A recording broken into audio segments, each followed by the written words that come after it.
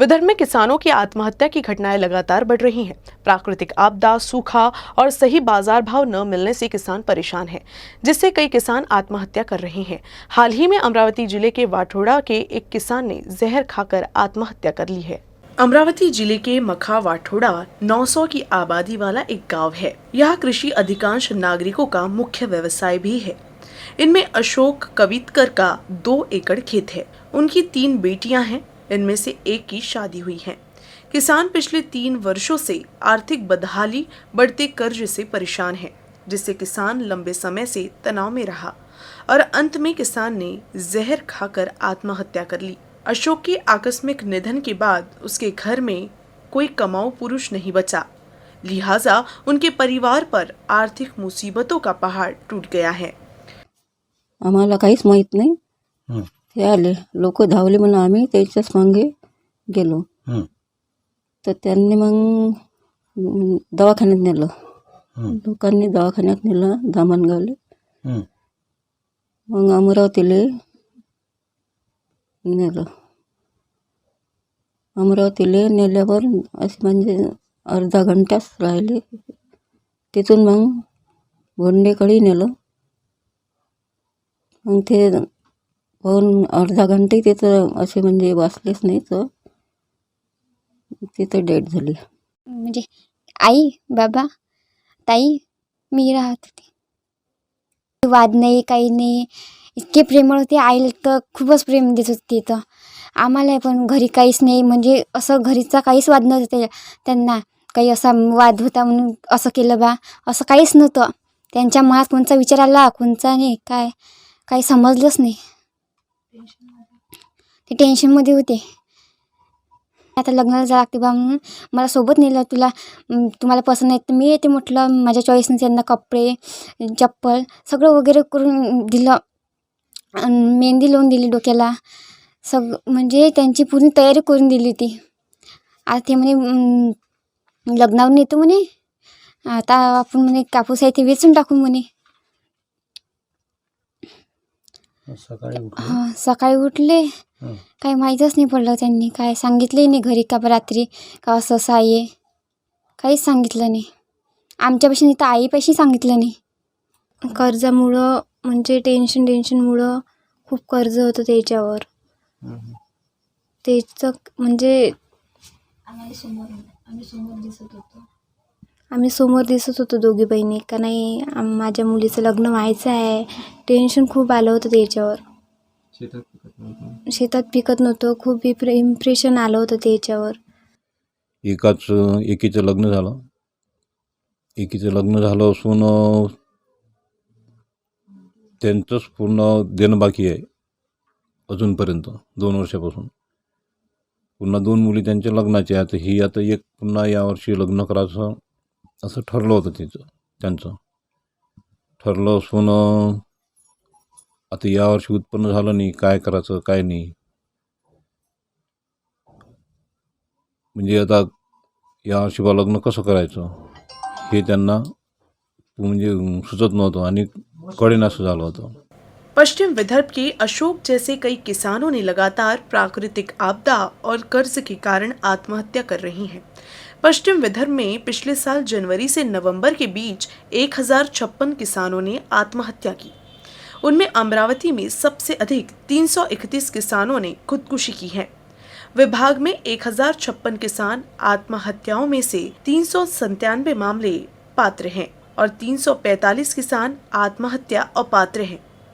314 मामले अभी भी जांच के लिए लंबित हैं। सरकारी कोर्ट में किसानों के कई मुद्दों पर चर्चा हो रही है। हालांकि अब तक किसान आत्महत्या का मुद्दा संजीदगी से नहीं लिया जा रहा है। Arun Joshi, UCN news, Amravati. अमरावती में एक ST बस पर पथराव की घटना सामने आई है। मोर्शी से यात्रियों को लेकर अमरावती लौट रही बस पर वेलकम पॉइंट के पास एक अज्ञात शख्स ने अचानक से पथराव कर दिया, जिससे बस का कांच टूट गया। इस मामले में पुलिस थाने में शिकायत दर्ज कराई गई है। एसटी बस कर्मियों की हड़ताल के साथ ही कुछ कर्मचारी काम पर लौट आए हैं, जिसके बाद मोर्शी बस डिपो से अमरावती मोर्शी बस सेवा शुरू की गई। मोर्शी से अमरावती डिपो लौटते समय एक अज्ञात व्यक्ति ने अमरावती शहर के अर्जुन नगर इलाके के पास वेलकम पॉइंट के सामने बस पर पथराव कर दिया। पत्थर से बस के आगे का शीशा टूट गया। इस वजह से बस में सवार यात्री कुछ देर के लिए डर गए।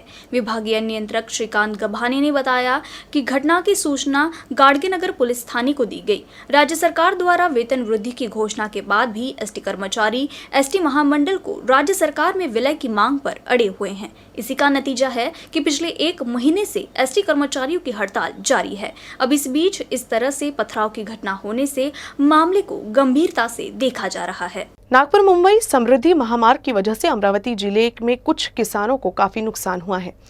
इन किसानों की मांग और उनकी समस्या को लेकर जिले की पालक मंत्री यशोमती ठाकुर को एक निवेदन सौंपा गया है। साथ ही पालक मंत्री से प्रभावित किसानों ने न्याय देने की मांग की है। नागपुर मुंबई समृद्धि महामार्ग के लिए जिन किसानों की कृषि भूमि का अधिग्रहण किया गया, किसानों की समस्याओं और अन्य मांगों को लेकर जिले की पालक मंत्री यशोमती ठाकुर को निवेदन दिया गया। साथ ही तत्काल समाधान की मांग की गई और अगर मांग पूरी नहीं हुई तो तीव्र आंदोलन की चेतावनी भी दी गई है। किसानों की मांग है कि महामार्ग से किसानों को आने जाने के लिए 3.75 मीटर चौड़ी सड़क का निर्माण कराया जाए। समृद्धि महामार्ग के कारण कई किसानों के खेत दोनों तरफ बटे हुए हैं, जबकि कई किसानों के खेत का आकार इस महामार्ग के कारण 20 गुंठा और उससे कम आकार हो गया है। राज्य में विखंडन कानून कृषि कानून के तहत 20 गुंठा तक की खरीद बिक्री प्रतिबंधित है। इसलिए सरकार को उचित मुआवजे के साथ इस भूमि का भी अधिग्रहण करना चाहिए। उल्लेखनीय है कि इस मार्ग पर वर्षा जल की अपर्याप्त व्यवस्था होने से महामार्ग से सटे खेतों में पानी भरने से भी किसानों को नुकसान हुआ है। ऐसे में उचित जलापूर्ति का प्रावधान, कृषि अधिग्रहण के भुगतान के संबंध में शिकायतों का शीघ्र निपटान आदि की मांग की जा रही है। इसलिए तुकाराम भस्मे के नेतृत्व में समृद्धि महामार्ग के निर्माण कार्य से प्रभावित किसानों ने पालक मंत्री से मुलाकात की। प्रतिनिधिमंडल में श्रीकांत कोठाड़े, राजेश कोठाड़े, अनिल अगले, सुभाष काले, मंगेश गोंडे, रमेश मारगंडे, विनोद वैद्य और अन्य शामिल थे। अमरावती जिले में कोरोना के संकट में फर्जी कोरोना बीमा रैकेट का मामला चर्चा में आया था, जिसके बाद अब फिर से फर्जी कोरोना बीमा रैकेट सक्रिय हो गया है। जिला परिषद सदस्य प्रकाश साबले ने पुलिस आयुक्त डॉक्टर आरती सिंह को एक निवेदन देकर शहर में फर्जी बीमा रैकेट की गहन जांच कराने की मांग की है। इसी साल फरवरी में जिला परिषद सदस्य प्रकाश साबले ने फर्जी कोरोना बीमा रैकेट की जांच की मांग की थी। इस विषय पर तत्कालीन जिलाधिकारी शैलेश नवल, जिला परिषद के अधिकारियों द्वारा चर्चा की गई थी। यह मुद्दा विधानसभा सत्र में भी उठाया गया था, लेकिन कोई कार्रवाई नहीं की गई। जिला परिषद सदस्य प्रकाश साबले ने आरोप लगाया है कि जिला प्रशासन के स्तर पर कोई कार्रवाई नहीं की गई है। अब कोरोना का नया वेरिएंट ओमिक्रॉन आ गया है। इससे एक बार फिर से नागरिकों में भय का माहौल बना हुआ है और फर्जी कोरोना बीमा रैकेट इसी का फायदा उठा सकता है। प्रकाश साबले ने कहा कि जिले में ये दूसरी बार है जब फर्जी बीमा रैकेट सुर्खियों में आया है। उन्होंने इस मामले में शिकायत दर्ज कर जांच की मांग की है। कोरोनाच्या दुसऱ्या लाटेमध्ये या जिल्ह्यामध्ये बोगस कोरोना इन्शुरन्स रॅकेट उघडकीस आणण्याचा मी प्रयत्न केला होता। मी या संदर्भात मोठे आरोप केले होते। जिल्हा परिषद सर्वसाधारण सभेमध्ये आरोप केले होते। जिल्हा प्रशासनाकडे या संदर्भात तक्रार केली होती। असं असताना पूर्ण जगाच्या पाठीवर अमरावतीचा डंका पूर्ण जगात पसरला होता की दुसरा कोरोना लाटेमध्ये जो व्हेरिएंट आहे अमरावतीतून निष्पन्न झालेला आहे आणि अशा अमरावतीकरांचं आणि अमरावतीचं नाव पूर्ण जगामध्ये बदनाम होत होतं। म्हणजे हा विषय इथपर्यंत विधानसभेपर्यंत पोहोचला आणि सर्व लोकांनी हा विषय मान्य केला की अशा प्रकारचा गैरप्रकार पूर्ण जिल्ह्यात नव्हे तर पूर्ण महाराष्ट्रामध्ये सुरू आहे। या संदर्भात त्यावेळेचे नाशिकचे जिल्हाधिकारी सूरज मांढरे साहेबांनी पण या संदर्भात याची पुष्टी केली होती। याचं मग प्रूफ माझ्याकडे मी प्रशासनात देण्याचा प्रयत्न केला, पण प्रशासनाने याकडे पूर्णपणे दुर्लक्ष केलं। आता मी स्वस्थ बसणार नाही। मी या संदर्भात सन्माननीय मुख्यमंत्री यांच्याकडे रितसर मी स्वतः प्रत्यक्ष भेटून तक्रार करेल की अशा प्रकारचे कोरोना बोगस इन्शुरन्स रॅकेट कोरोनाच्या नावाखाली जे करत आहे अशा संदर्भामध्ये स्ट्रिक्टली यांच्यावर कारवाई झाली पाहिजे। बोगस लॅबवर कारवाई झाली पाहिजे। जे बोगस हॉस्पिटल अशा पद्धतीनं त्याला खतपाणी घालत आहे त्यांच्यावर कारवाई झाली पाहिजे. अमरावती के मराठा फ्रेंड्स क्लब की खो खो के खिलाड़ियों ने खेलो इंडिया यूथ गेम्स में जीत दर्ज की है. अकोला के वसंत देसाई स्टेडियम में आयोजित खो खो प्रतियोगिता में युवा खिलाड़ियों ने बेहतरीन खेल का प्रदर्शन करते हुए अब खेलो इंडिया यूथ गेम्स में राज्य स्तरीय मैच में अपनी जगह पक्की कर ली है. राज्य स्तरीय खो खो टीम के लिए वैष्णवी ढोके, मैत्री तगड़े, सलोनी खंडारे, रागिनी लोखंडे, धरती मोहोड़, अचल गुप्ता, रेशमा गजभिये, आरती यादव, साक्षी आठवले, तनिषा सवाई, अंतरा शिरसट और खुशबू डोंगरे का चयन किया गया है. कोच सतीश टपके, मनोज ठोसर, प्राध्यापक गजेंद्र रघुवंशी, विदर्भ खो खो एसोसिएशन के अध्यक्ष प्रोफेसर सुहास पांडे के साथ साथ मराठा फ्रेंड्स क्लब के अध्यक्ष जगदीश नाना बोंडे, उपाध्यक्ष प्रकाश अवारे, संयुक्त सचिव पंकज गुल्हाने ने खो खो टीम में चयनित लड़कियों और उनकी इस सफलता में सहयोग देने वाले सभी लोगों को बधाई दी है और उन्हें अगले मैच के लिए शुभकामनाएं दी है. नागपुर की ओर जा रहे एक ट्रेलर ने एक वाहन को टक्कर मार दी. तिवसा के पंचवटी चौक पर हुए इस हादसे में वाहन बुरी तरह से क्षतिग्रस्त हो गया. 2 ट्रेलर अमरावती से नागपुर की ओर आ रहे थे. इसी बीच तिवसा के पंचवटी चौक पर पीछे से आ रहे एक ट्रेलर ने एक अन्य ट्रेलर को टक्कर मार दी और हाईवे पर ट्रेलर बुरी तरह से क्षतिग्रस्त हो गया. इस हादसे से थोड़ी देर के लिए यातायात प्रभावित रहा. अमरावती की पालक मंत्री यशोमती ठाकुर ने बुधवार को जिला कलेक्टर कार्यालय में समीक्षा बैठक की. बैठक खत्म होने के बाद परिजनों को निवेदन देने पर देख लेने की धमकी देने वाले युवक के खिलाफ अपराध दर्ज किया गया है. अमरावती के पालक मंत्री यशोमती ठाकुर ने बुधवार को जिला कलेक्टर कार्यालय में समीक्षा बैठक की. बैठक समाप्त होने के बाद जब पालक मंत्री अपने वाहन के लिए जा रहे थे, कुछ लोग उन्हें निवेदन देने के लिए आ गए.